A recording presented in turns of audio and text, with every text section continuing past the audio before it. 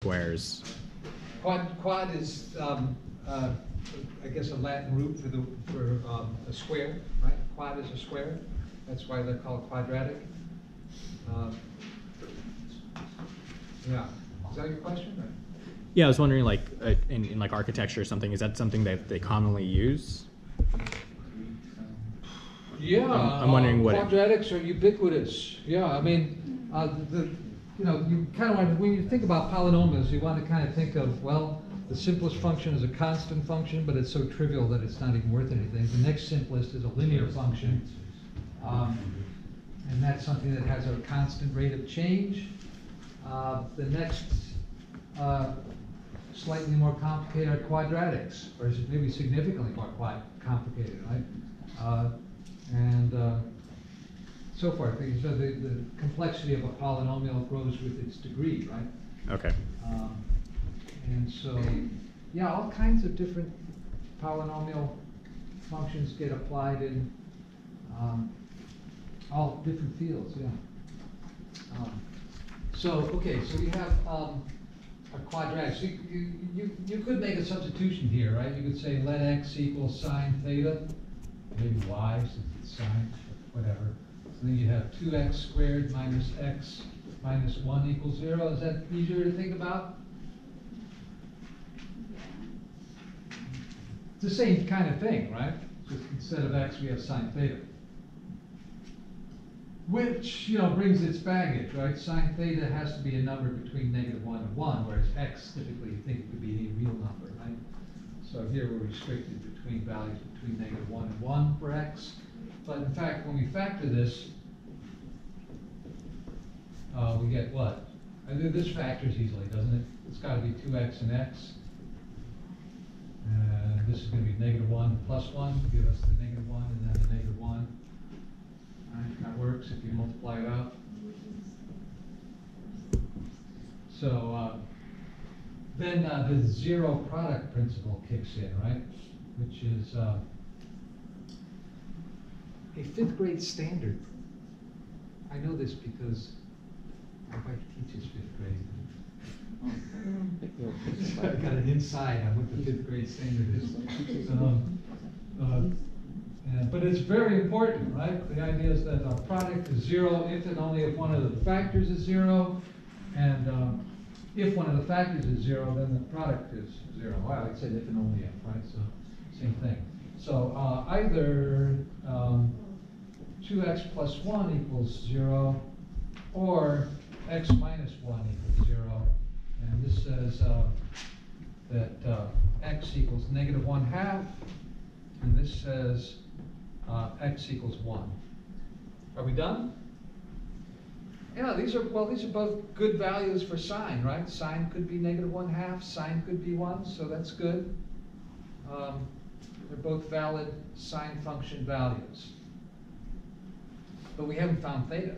We found sine theta, but not theta. So now we have to go back, right? So which is why my thinking is, why not just skip x, right? And write this as 2 sine theta plus 1. Sine theta minus 1 equals 0, and use the zero product principle on that, right? So, if you were to then jump down here and say sine theta equals -1/2, or sine theta equals 1. Either way, this equation is true, right? If the substitution helps you simplify things, get it into a place that seems more familiar, go with it. But I don't know, it's certainly not necessary. All right, so where is sine theta equal to -1/2? Well, dial it up on the unit circle, right? So here's -1/2 on the y-axis, because it's sine. And we see that that's going to be here, but it's also over here, right? The supplement. And so what are these angles? Well, this is -π/6. What's this over here? You could also think of that as 11π/6. Those are coterminal, right? If you had 2π with -π/6, you get 11π/6. 2π being 12π/6, right?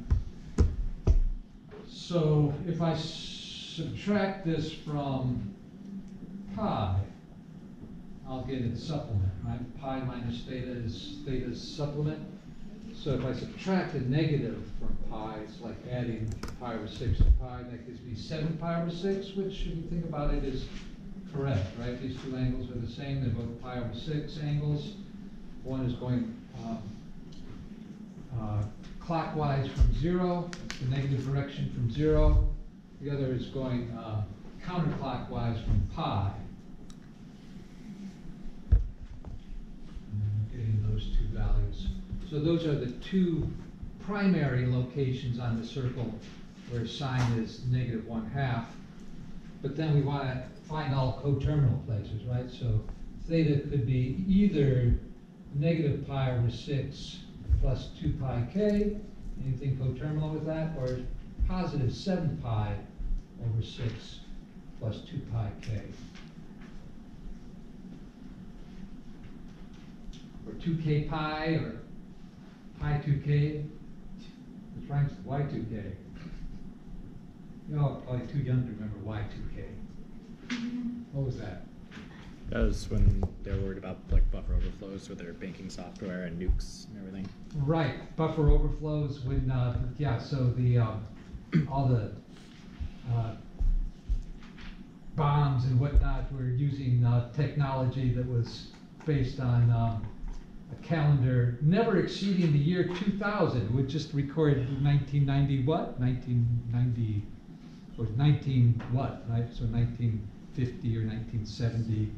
Nobody ever imagined that that would grow to 2000. How could that ever happen?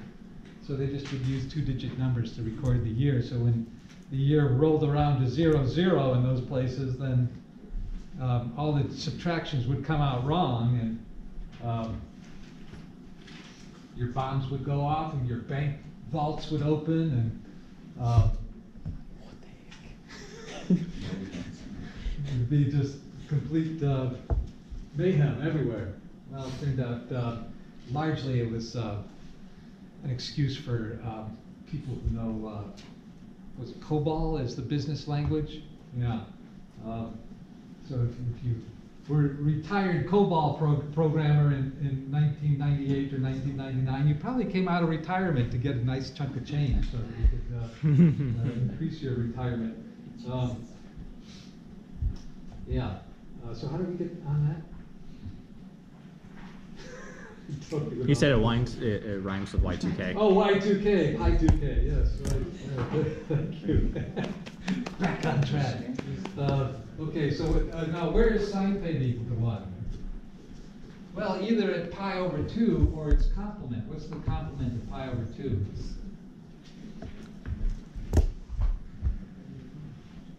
Also pi over 2, right? Pi minus pi over 2 is pi over 2 again, right? So there's really only one place where sine theta equals 1, and it's at the North Pole. So theta then would be either pi over 2 or any multiple of 2 pi plus that, right? Where k could be negative, right? So if k is positive, you're going around counterclockwise. If k is negative, then you're going around clockwise, right? Unless you're in the southern hemisphere. In the southern hemispheres, clocks go counterclockwise.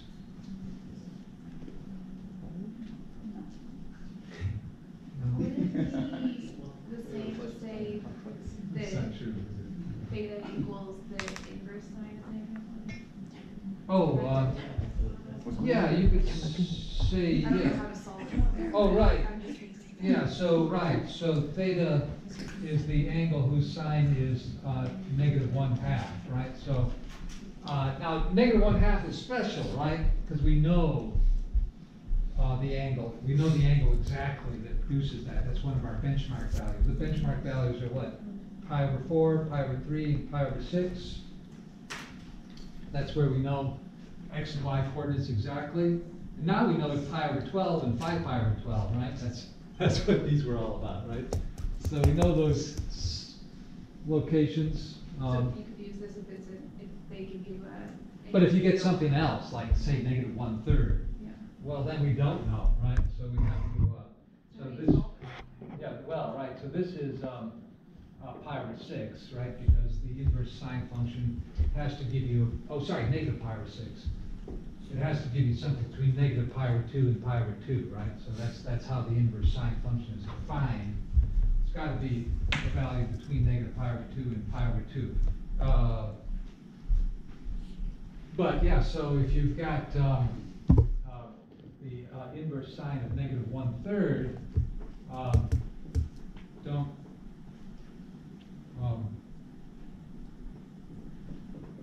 we don't have an exact radical representation. Well, here we don't. Yeah, well, that's right. Yeah, we don't have an exact representation.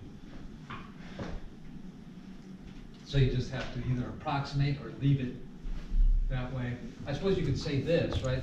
The sine is an odd function, so the inverse is also an odd function. So, you know, does that simplify it a little bit, maybe? Maybe. But you can't really solve it. But yeah, you can't give it, you can't say, like you can with negative 1/2, you can